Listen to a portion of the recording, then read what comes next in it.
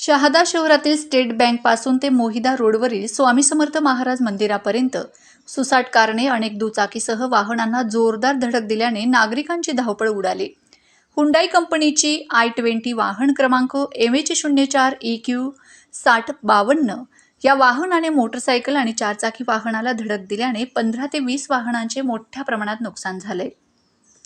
गुरुवारी 6:30 वाजेच्या सुमारास ही घटना घडली। यावेळी सर्वत्र धावपळ पाहावयास मिळाली। दरम्यान रस्त्यावर मोठी गर्दी जमल्याने 1 ते 2 तास वाहतूक खोळंबली होती। घटनेची माहिती मिळताच नरेंद्र सोनार, भगवान साळवे, गणेश साळवे, छोटू शिरसाट, महेंद्र शिंदे, रवींद्र सपकाळे, ईश्वर पटले, कपिल मंदिल, भाऊसाहेब गिरासे यांनी धाव घेऊन वाहन व वाहन चालक यास ताब्यात घेतलंय। दरम्यान या घटनेमुळे सर्वत्र नागरिकांमध्ये भीतीचं वातावरण निर्माण झालं होतं। या अपघातात जीवितहानी टळली असली तरी वाहनाचं मोठ्या प्रमाणात नुकसान झालंय। या प्रकरणी शहादा पोलीस ठाण्यात गुन्ह्याची नोंद करण्याचं काम उशिरापर्यंत सुरू होतं।